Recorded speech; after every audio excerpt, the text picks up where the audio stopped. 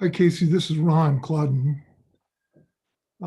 Do we know what the proposed rate is at this time? We haven't brought to council yet a proposed threshold, reporting threshold, or a rate across the different industries. We are looking at right now when we're building the B&O code, we're really looking at what we think those rates and the thresholds need to be in order to generate about $4 to $6 million, which is our gap in our revenue and expenditure funding in our general fund. So there's several different ways we can actually structure the rates and the thresholds to get us there. Preliminarily, we're looking at starting at about a $500,000 reporting threshold cap and anywhere between 0.5% and 0.05% and 0.1% as possible rates, depending on the industry, maybe tiering those rates out a little bit. For lower rates on the lower margin industries, and then higher rates closer to the 0.1% for the industries that are historically known to have larger margins. But nothing set in stone yet, but to kind of get a ballpark idea, those are the rates and the thresholds that we're looking at right now. Okay. Well, thank you. I know I just wanted to point out that several of us as dealers spend an inordinate amount of time going to Olympia trying to battle the state B&O tax. In Washington, we have a real disadvantage because we have a low margin industry, high revenue, and of course, when you're taxing us on the sales amount, there have been years where 99% state income tax would have been better than a state B&O tax. I know that sounds ridiculous, but it is true. And actually, we lose business to other states. And I know I have a dealership also in Kent. Kent has a B&O tax. And it's not uncommon for us to battle with other states who don't have a B&O tax, not just the sales tax. We get people coming all the way to buy used cars in our area, and certainly new cars.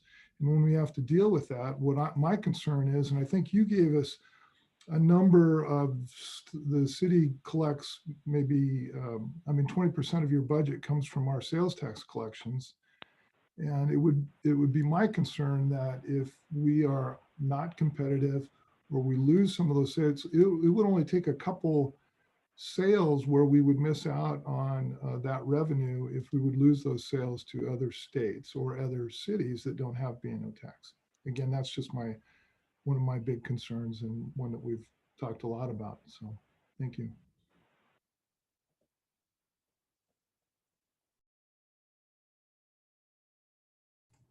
So it looks like there was a question here that is, I'm going to try to read it. It is, are you benchmarking another city's B&O tax structure? If so, which one? Has the city considered which optional exemptions, deductions from the model ordinance that it is going to enact or opt in? Yeah, actually, great question. So there are several cities that have a B&O tax, and there are some pretty standard deductions and exemptions and that are common, and it's actually really just shared language through all of those cities. And we're definitely planning on, I don't want to say plagiarizing, but borrowing the template of those B&O codes for those common deductions and exemptions.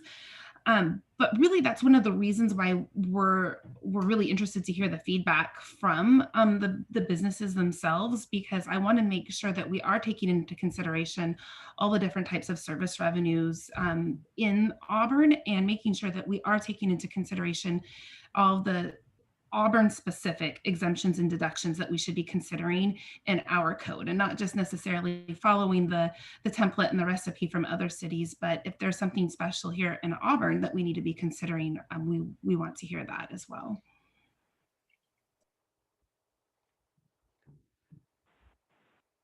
So in that, since we have looked at other cities, let's say in the South King County that have adopted this B&O tax, correct? Like Kent, and Renton. What are we looking at in the sense of other cities that haven't in the valley? For instance, Fife, Sumner, Puyallup, that have a huge warehousing, automotive industry as well, that they're getting that sales tax revenue. They're not adopting a B&O tax. What are they doing necessarily? And are we looking at what they're doing and talking with them as well, not just talking with the cities that have adopted one? So well, what they're doing is they're maybe not providing the same sort of services. They have a different, maybe general fund structure than our city. They also tend to be small. Those cities are smaller. They've got a smaller residential population. And I think that when you're looking at the actual revenue breakdown as well as the service breakdown of those cities, they don't always compare apples to oranges. If you find similar makeup to Auburn as far as population, business makeup, you're looking at, we're much more similar to Kent and Renton, and maybe we're not as big as Bellevue, Tacoma, and Seattle, but we're very also similar to Shoreline and Marysville as well, and they all have B&O taxes. And I suppose I would say that not having a B&O tax right now is the exception rather than the rule for cities our size providing the same services that we do provide, only because up until this point, cities have had to bring a different sort of revenue source into the mixture. Some cities are, in addition to a B&O tax, are doing levy lid lifts on their property taxes, increasing their utility tax rates. If we're looking at Federal Way and Kent also as an example, rather than necessarily putting all of their money into the B&O tax and the sales tax category, they've increased their utility tax rates really significantly. So that saves the business community a little bit, but then at the same time, it's a regressive tax that is put then onto residential customers and water, sewer, and storm customers. So I think, without talking about one city specifically, because every city is so unique, all cities are looking at really raising taxes in one area or another, or drastically cutting services in some areas. And these are all things that the administration and the mayor and council have all been looking really closely at. What can Auburn do? Because we are different. And so to add on to that, B&O tax isn't the only solution that we've identified in kind of getting us out of this fiscal sustainability issue long term. It's one part of the puzzle. So we're also looking at utility tax increases as well as the potential levy lifts on property taxes in the future. So we don't want to overly burden any one sector in the city of Auburn, whether it's property tax owners, sales tax payers, or businesses.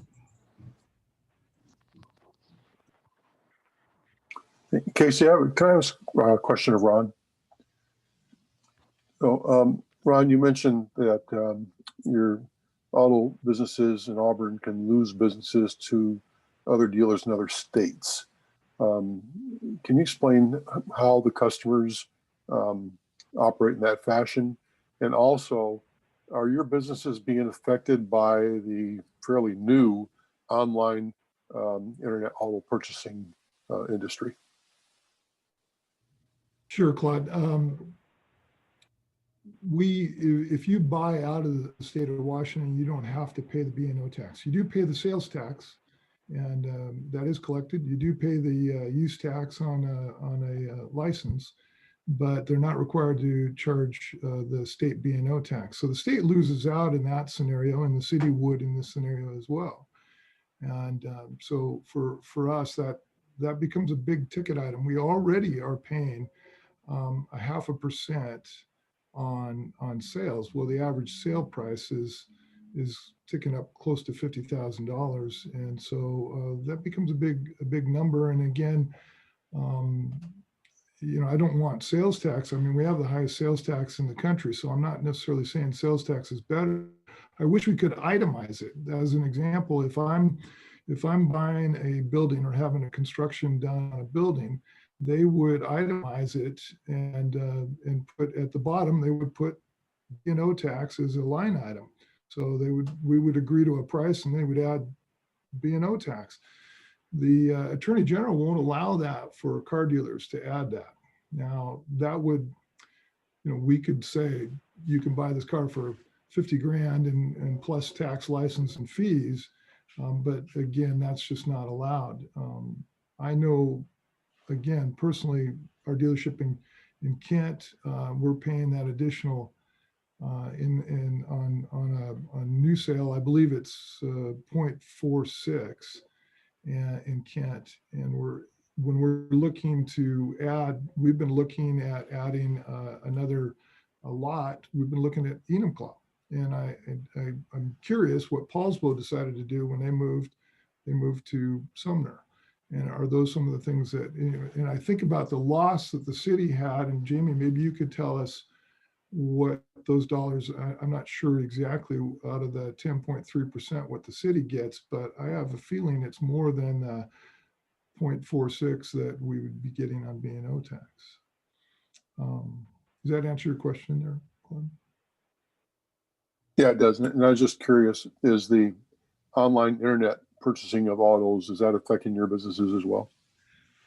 Yeah, no, I think it's definitely a new marketing, and with COVID, we've all been getting better at it as time has gone on. But that's been there for a while. I mean, people have been, and in fact, people have been coming out of Oregon. If we have a used car that they want, or even a new car, and during the April shutdown, when we were shut down for COVID, we lost sales to Oregon, and of course, the state lost not just. They lost the dealership lost the business, but the B&O tax wasn't there. And what's silly to me is we've been fighting like crazy. Most of our legislators look at us and say, "You're right. This is a terrible tax for car dealers because we have low margin and a high sale price." And so it's frustrating and silly to me to see us use this and add that on. Now, is there a way? Maybe the City of Auburn will look at it and say, you know what, we've got a lot of car dealers here, and maybe there's a way to carve out a I don't know, a deduction or something so that it's not hurting us so badly. And again, it hurts us badly in those down years. Or if you're a new dealer that's just getting started, that's when it really hurts. If you're having a good year, like I say, if we lose, there's been years where I, as a dealership, lost money, but still paid the state B&O tax $300,000. So that's why I say an income tax would have been a way better deal for us. And I'm sure that everybody would go for that except for the voters. Right. Oh, great. Thank you so much. That answers the question. And I'm that way here. My net profit's going to be less for the year than my B&O tax that I'm paying to the state at Auburn Volkswagen. So the state of Oregon just passed one where they can put it as a pass-through. The dealer can just, put it as a line item, like Ron said, tax plus tax and fees, and then it's a line item in the state of Oregon as just a fee that it's passed on. So they're just collecting it and giving it. But our Attorney General, or so far, we haven't been able to accomplish that with the legislature. But so far, the current B&O has been very, very challenging for us. Yeah, and actually to build on that, the reason for that is because right now in state statute, the statute that gives cities the authority to charge a B&O tax or assess a B&O tax on businesses, and it's also the same code or similar code to the B&O tax that the state of Washington also charges, is it's very clear in the administrative provisions that the B&O tax is an overhead of the business and it is not a pass-through tax to the consumer. Now, how you build those overhead costs into your overall retail price point, probably ultimately gets to the customer, but because the code and the provision does not allow it to be passed through to the customer, that's the reason why the AG's office is saying that it can't be a line item that the customer ultimately pays for. And there was also a question about the sales tax piece, and I did want to clarify that of every dollar in sales tax collected, 9 cents actually comes to the city. So of that 10, soon to be 10.1% in sales tax, actually it's like 9 cents comes back to the city. So it's a very small portion of the overall sales tax that the city collects. We're limited to a very small portion. It's the county and the state's portion of the sales tax that makes it so high.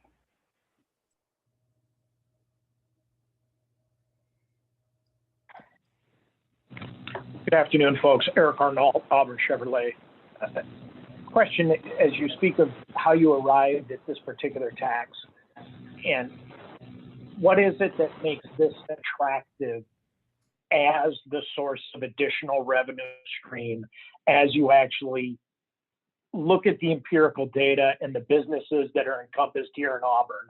What makes this a more attractive effort, knowing the disproportionality that currently exists already in the method that is used by the state for its taxation with a B&O tax? Well, I want to make sure that nobody thinks it's attractive or easy or ideal.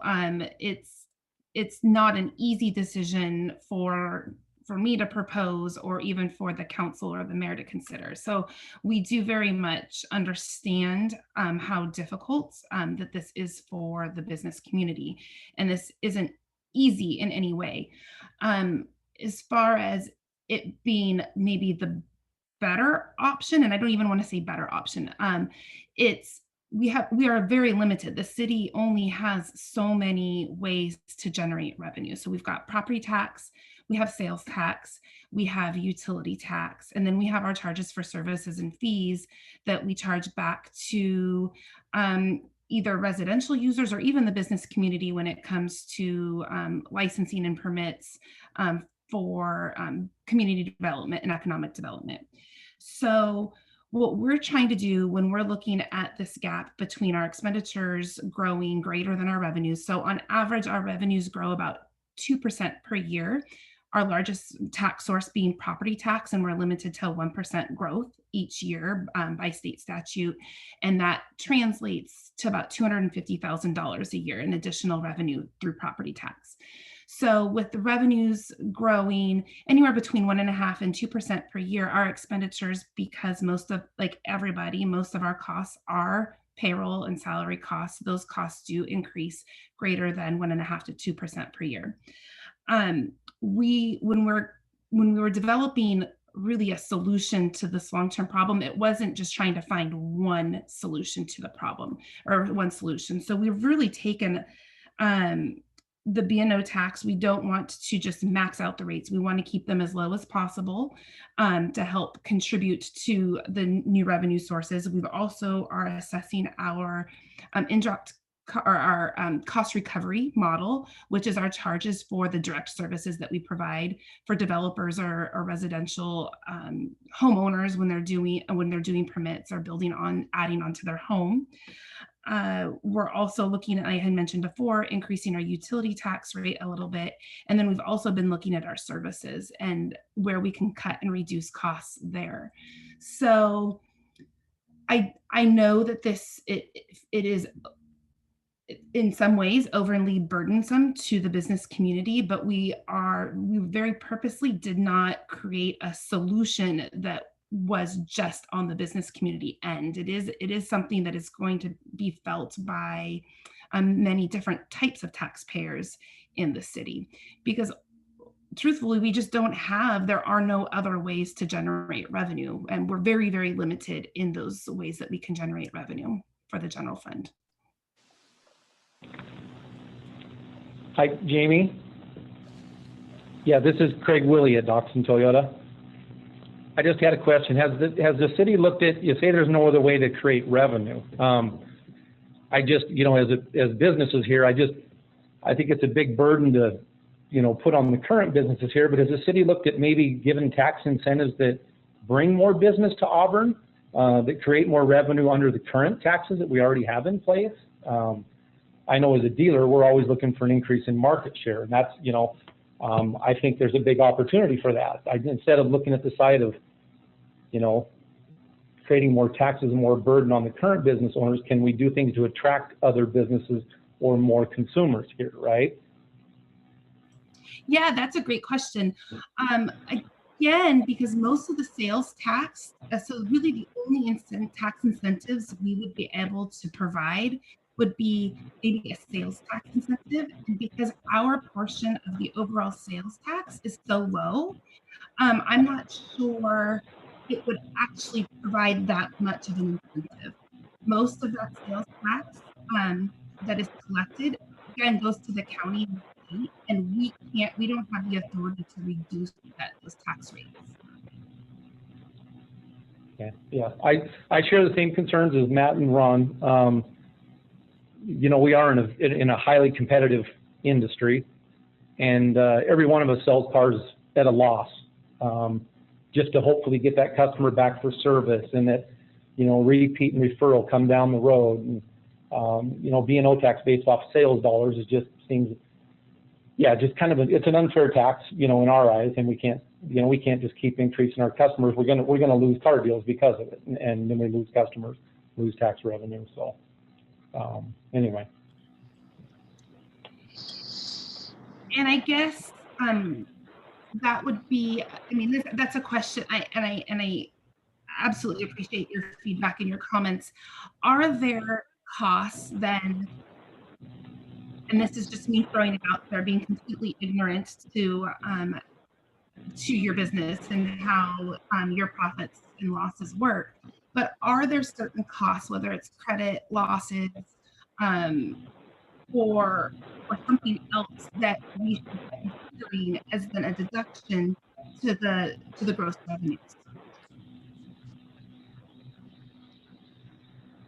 I apologize. You were breaking up.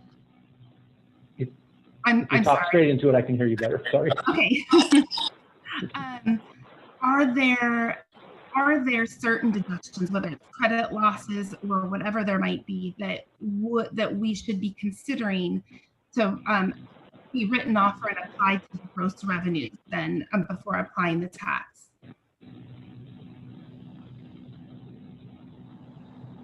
No, I don't. I guess I don't follow what you're looking for there either. But so sorry again, I can't hear you that well. It sounds like you're looking for what could be deducted, Jamie, right? So yeah, we pay cost of goods sold to the state. So on average, we could lose $2,000. We're still going to give the state $150, even though we lost $2,000 on one car. We're still going to give the state whatever that B&O tax is. And like Ron said, a lot of our cars are over $50,000 now. So even if we're losing money on all these new cars, we're still giving the state B&O tax. So that's the real challenge with B&O tax. If it was just an income tax on when we made it, we could give it. But it's unfortunately, no matter what we sell a car for, we're paying it monthly on the total cost of goods sold. And since it's such a big ticket item, that's what makes it such a regressive and painful tax for us. Yeah. Maybe I can ask like a question that I want to think about that last question in maybe a different way. So if people have experience with other cities and their B&O tax, are there things in their B&O taxes that are work better? I don't know. Does Kent do anything that you think is good, or Renton or Buren, or I'm just sort of curious if there are any ideas from other cities that you think are would be helpful to us.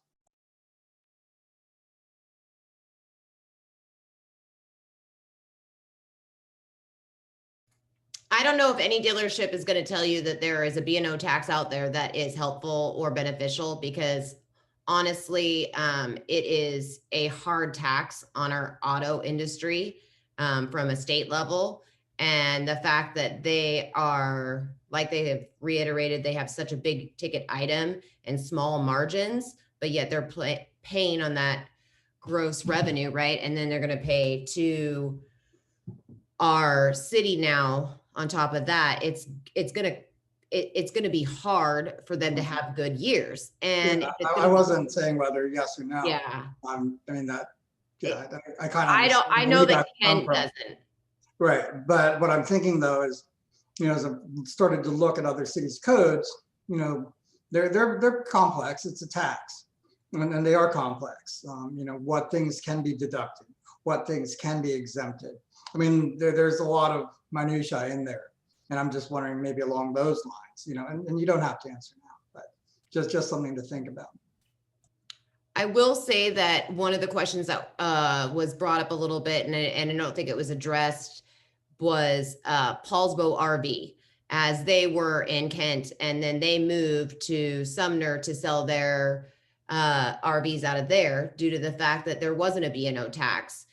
And initially, before they even moved their operations altogether, they just sold it out of Sumner, right? So the bill of sale was done out of Sumner.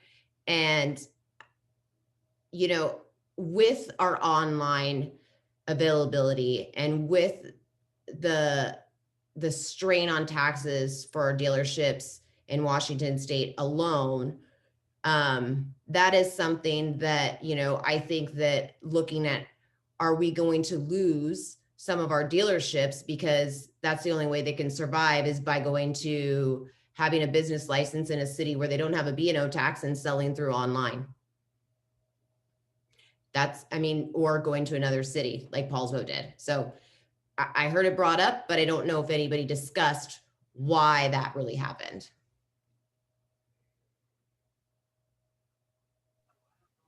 Hi, this is Sonia Barker with BDO, and a CPA firm in Seattle.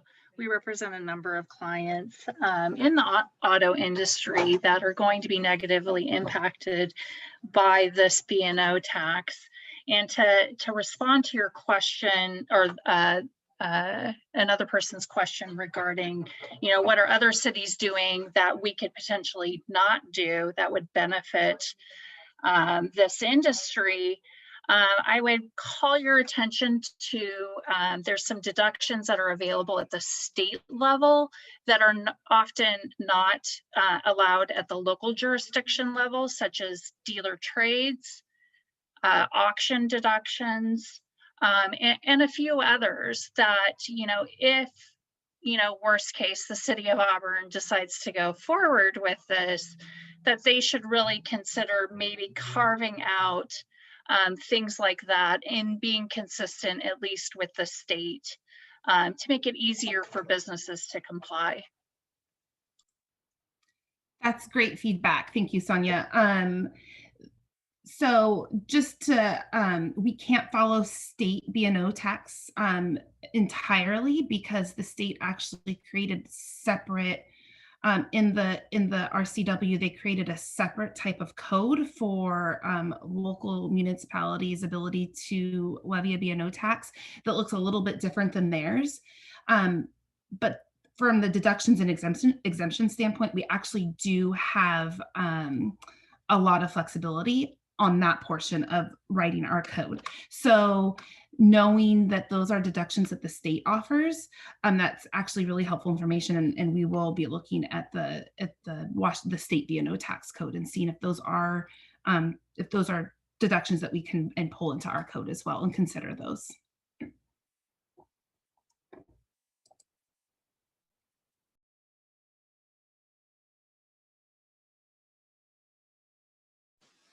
So Casey, just if I may, just to give everybody an idea of what council, I use the word experiences in these decision-making processes.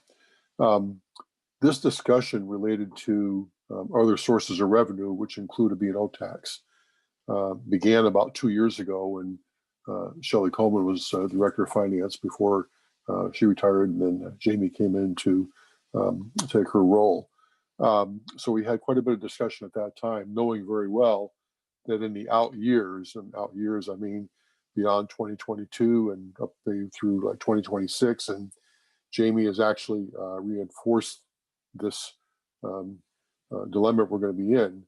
But if you look at a line for the city that gives us a break-even point, if you will, we dip below that line. I believe, Jamie, it was like in 2023 or 2024, we start experiencing a drastic drop. And again, as Jamie mentioned, that's related to the fact that our expenditures are growing faster than our revenues.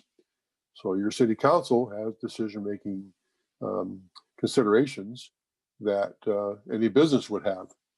You either raise revenues or you cut expenses, or you find a way to do both. And that's a situation we kind of are in on that. These are, as you know, and you've said it, these are not easy decisions, and they are not something we take lightly. This year we did our biennial budget, and I was extremely proud of all of our council members for the research and homework that they did and the questions that were asked related to the biennial budget. With Jamie's efforts and the efforts of the rest of the directors, we were able to make 2020 pretty much whole, better than what we expected. And going into 2021 and 2022, there's additional things that the directors have done to kind of even out their budgets. They don't give us fluff, they give us real numbers when they look at things. So it even makes it even more challenging for the council, if we want to look at other cuts. And as you know, cuts mean that you lay off people. So laying off people means reduce services within the city. And as we grow in population, what's the impact of that overall? This year, we also, prior to going into our budget meetings, we had a 2-day retreat to talk about preliminary budget effects. This just happened just as COVID started to hit. So this is back in March. And before we actually got to the point of a couple weeks later, where we were in pretty much a virtual shutdown. And at that time, we were looking at, again, what the impacts would be going forward with the biennial budget, and what we needed to do to try and to make that whole. One of the impacts we had that significantly impacted the city's budget, we had what was known as a streamlined sales tax measure, which the state, going back to the Great Recession, put some dollars into the cities to help them make up the difference of sales tax revenue loss by giving them additional dollars for that. That was the streamlined sales tax. The legislature, after considering removing that completely, the legislature put that back in, reinstated that, and the governor line itemed it out when the COVID hit. So correct if I'm wrong, Jamie, but we lost about $2 million just in that effect alone, which was a huge hit. And again, we had to make up that difference in 2020. That was in 2020 alone, not even going forward on that. So just to give you a little bit more information of what we're experiencing, what we have to go through in this, and considerations we have to make. And we can't speak on pending legislation because we can't do that as council members. There are 3 of us here, and we cannot have those conversations, or else we create what's known as a serial meeting, which puts us in violation of the Open Public Meetings Act. So that's why there's no more than 3 council members here tonight. But I can tell you that this will be brought back to our study sessions. So council will have an opportunity to dig even deeper into this, and we've dug deeply so far, but deeply dig into this more, and then do some more analysis and data research and information gathering that Jamie will provide us as council members before we get to the point of having the legislation brought forward to us for a vote, which Casey mentioned will happen kind of in the first quarter of 2021. So it's not a done deal, and it's just something that we have to consider, we have to look at seriously, and we have to look at different measures of that fine balance between revenue and expenditures. So that's kind of where your council is at right now, and what we're facing as we go forward with this. Claude, thank you for that. This is Matthew Welch with Auburn VW. Thank you for that explanation, because it's right on. There's a lot of auto dealers on the line here, and just as you know, as businesses, we've got to have more revenue than expenses. So personally, my head count is down 8 so far this year. I've had to lose 8 people. And we wish there was a way to bake this in, as Jamie said earlier, to the pass it on or bake it into margins, but there isn't anything there because the state's already doing it to us. Yep. So the only way we can cut is to reduce more people, same as you, and that's a hard proposition. So yeah, definitely. I have all 3 of my children are in their own businesses. My oldest son owns 2 franchise restaurants in the Portland area. He's laid off 30 of his 40 employees again because of the shutdown in Oregon. My youngest son is the only one that's thriving because he owns an Amazon Prime delivery business. And Amazon's going nuts with their delivery. So he actually has grown his fleet from 3 vehicles to 42. And that's since March. And then my daughter has just started a business here in town where she makes her own handmade candles and wax melts and products like that. She's just beginning her sales venture. So we definitely know and understand the effects on business overall. Yeah. And I can tell you, we greatly appreciate the auto dealerships here in Auburn and what you do to support the economy in Auburn. I live right off of Auburn Way over on I Street and 37th. And every time I drive down Auburn Way and see the lights on in your dealerships, I know that we're doing good business because it was hard to see when you guys shut down and there was nothing going on. But, at least seeing some activity again is very promising. And, the auto dealerships are part of the backbone of Auburn, and we know that and we appreciate that.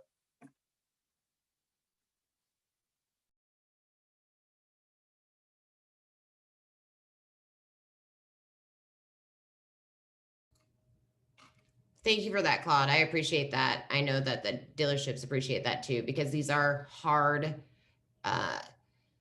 questions to either answer or consider for our council, for our financial staff at the city, and then also financially on our businesses. In that, I would like to ask, is there a timeline on when you guys are looking at having a draft of this, and is it going to be public before it goes to vote?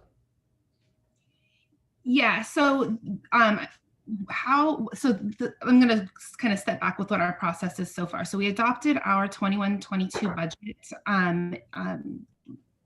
last week. And so that has been finalized, and that does take into consideration a B&O tax revenue. That is not legislation that actually enacts the B&O tax. So the next step would be to actually enact a B&O tax, a code, an amendment or an addition to our Auburn City Code. So the process for that, though, would be taking the draft. We'll have the model ordinance with the administrative provisions, as well as our city-specific code for the B&O tax that would go to council. And how we normally do with all of our other city council legislation, prior to the council actually voting and adopting on the legislation, we take it to a city council study session where the council has an opportunity to review the draft, ask comments, make amendments prior to the actual legislation going to a full city council meeting for adoption. So all of those agendas for both the city council study sessions as well as the council meetings are all published, and those draft documents are in those published agenda packets. So that's where they're available. I can't give you an exact date right now. Our tentative date for adoption is January, February, or not adoption, but at least consideration of the draft code would be January, February of 2021.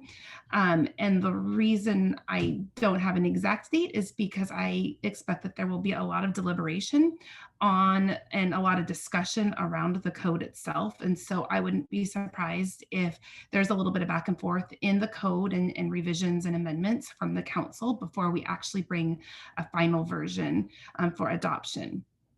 And as I mentioned before, once the council adopts the code, that doesn't mean that there aren't going to be revisions and amendments throughout the year as we continue to receive feedback from the business community. I think businesses will start to look at the code. We'll probably receive a lot of questions about how this applies to them. And there's a very good chance that we'll be making amendments for clarification or additional provisions within the code, even before the tax itself goes into effect. So our projection, if the code is adopted, would be for it to go into effect January 1, 2022. So with the first tax return being due in April of 2022. So that's kind of the timeline that we're looking with, and we have been working with for the last six months or so.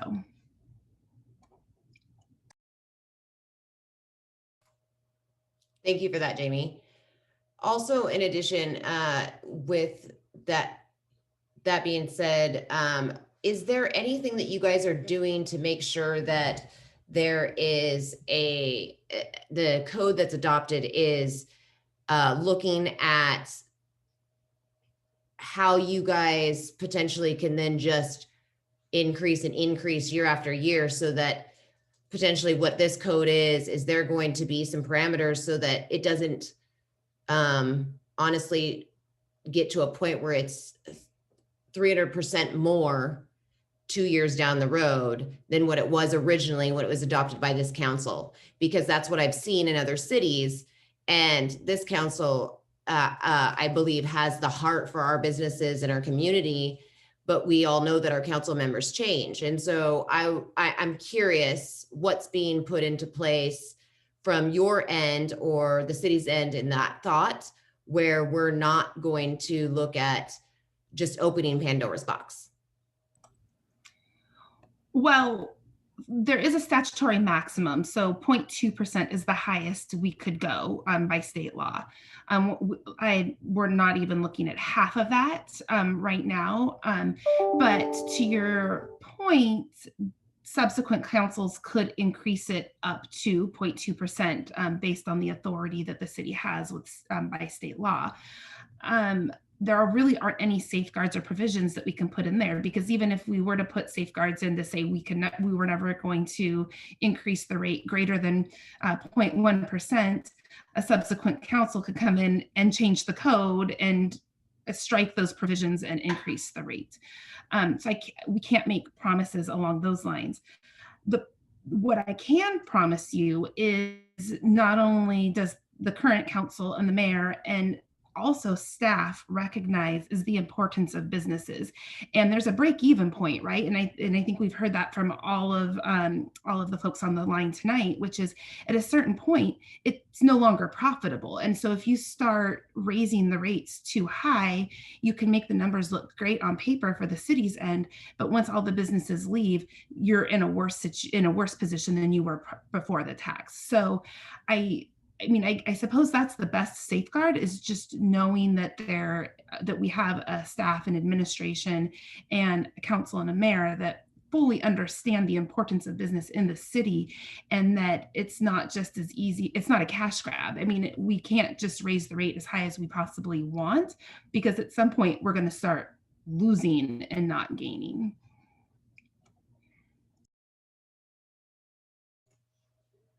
Thank you for that, Jamie. Does anybody else have any questions, or any council members have any thoughts or anything that they want to discuss? We have about 10 minutes left. Hi, Casey. This is Larry Brown, and thank you for hosting this. This is very useful for us as council members. I want to kind of reiterate something that Deputy Mayor DeCourcy had to say. And by the way, happy birthday, Deputy Mayor. It's your birthday today. I see Ron Clauden sitting there, and, I don't know if you know it, Ron, but, 25 years ago, I served on the Green River Board with your dad, and the generosity of your dealership had really supplied all the parts and tools that, the automotive students needed up at the program there. And we know, car dealers are the homegrown businesses that get recognized for their generosity supporting the youth sports and other things that you all sponsor. So I just want you to know, aside from the 5 new cars that I've invested in here in Auburn over my 30-some years living here in the town, I just want you to know that I personally value your enterprises and the work that you do in our communities. So we will be deliberative and purposeful. One last thing is, it is a tenet of democratic governance that one legislative body cannot restrict the actions of some subsequent body. So I think Jamie did a good job of that. So thank you. Thank you, Councilmember Brown. And I turned 39 today, if anybody's wondering. Give you an idea of what my age might be. I retired 5.5 years ago as Director of Construction of the King County Housing Authority. So, there was a point, Matt, you made the point about B&O being on the bottom line, being an actual line item. One of the things council members do and can do is be strong advocates in legislatures, including state and federal. We are in contact with our state legislators. We advocate, we promote, we discuss, we encourage, we hold them accountable. And if there's things that we can do to facilitate or assist that to help your businesses, let us know. Unfortunately, we can't go to Olympia and talk to them face to face, or we can't go to Washington, D.C. and meet with our congressional delegation face to face in this time. And looking at, 9, 12, or 15 pictures on Zoom isn't always the best thing. But we also have the state legislature's phone numbers as well. So we can call them and talk to them and email them and explain the importance of this. And, when we look at taxing systems across the state, everybody's impacted. I serve on the King County Affordable Housing Committee. And as you know, King County just imposed a 0.01% increase in sales tax to facilitate and assist affordable housing. And some of your cities had some discussion with the county related to that and how that was going to be imposed and what was going to be. A lot of the ways that they're looking at raising money to support and build new or preserve existing affordable housing is all taxes. And I've talked in our meetings about you can't tax your way out of a problem like this. So it's not popular for any of us to have to review these types of issues and these types of decisions again. But, we do keep everybody in mind when we do this. And I can assure you, your council, as has been mentioned before, not only has a heart, but also has a conscience. And we do the best we can to make sure we're serving everybody in Auburn in that fashion. Yeah, I want to echo everything that Larry and Claude said. I mean, it really is important to us to, try and do things the right way. I was really glad I got a chance to buy a new car from BW of Auburn. I really love my Passat. It's a great thing, great service. I made sure I bought the service package. So I'm looking forward to trading it in and getting a new one at some point.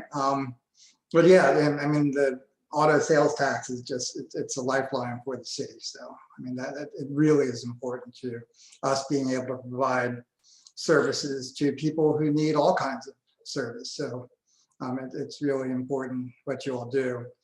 When I was a young lawyer, I remember those horrible nights when I would have to do all-nighters. I worked on, among other things, federal healthcare tax policy, and it's a nightmare. But I mean, the reason tax codes are so weird is because ultimately they're a reflection of policy decisions. And there are just a million different interests that are, working on trying to make sure that their piece of, the giant puzzle is taken care of. And the taxes can be complex, but, that being said, it will be a challenge for us if we do enact a B&O tax. I think the worst thing we could do is just make it horribly just one size fits all, because it doesn't. I mean, different industries have different needs. So I want to pay special attention to that as we move forward. So thank you all. Thank you for being there. Thanks, Jamie, for all the making everything sound reasonable or, simple. I think really that's helpful. Hey, Chris, how do you pass a Subaru dealership and end up at Volkswagen? That's a good question. I've been to the Subaru dealership. My wife has a Subaru and my daughter has a Subaru. We give more to the food bank, Jaylee. Chris, you would have noted that I did not say where I bought my cars, just so you know, note for future. Rookie mistake. No, I'm proud to have bought a car here. Hey, Matt, with the increase in B&O, or not increase, but with the implementation of the B&O tax, you might have to give up your Seahawks endorsements. Yeah, more than that, I might send a couple of my people over to you to get a job. Thank you, guys. I really appreciate your words, Larry and Chris, and you the Councilman DeCourcy. Thank you for your words, because we are in this together, and we want to, like Craig Willie said, we want to see more businesses come to Auburn than leave Auburn. And so when you start doing things like this, where you're a city that has it, and the next one south of you or east of you doesn't have it, it creates a real challenge. And we want to grow business and grow revenue, and it's currently hard with the shutdowns, and we're pivoting to online as best we can. But this particular tax is regressive on us, and we do appreciate your words and your thoughtfulness and your buying cars in Auburn, all of you. So thank you. Thank you, everyone, for joining us today. I think it is important for us to be able to have these open dialogues. One thing is, we learned, please always buy local, because that is how we help our city, whether it be from restaurants to cars. Right now, especially, we need to be shopping local for our city and the city that we work in. I would like to say, if anybody has any type of questions, feedback, or comments, please feel free to email me. My email address is on the website. You can find it in numerous ways, but please feel free to email me, because maybe the council people might not be able to go to Olympia in certain capacities, but that's what I'm here for. And we want to be able to be an advocacy for all of our businesses. And I look forward to being able to work more to help with our car dealerships and the crazy taxes that you guys have to endure. So please feel free to email me, and I will pass along any kind of comments or feedback that needs to be passed along to council in the city, as I will, after these sector calls, again, be putting together just feedback from these calls so that I can pass it along, so that all the council members can see it and that the city can see it as they are deliberating over this hot topic item. So thank you again, council members and everybody, for joining us today. Thank you. Thank you. Thank you. And have a happy birthday.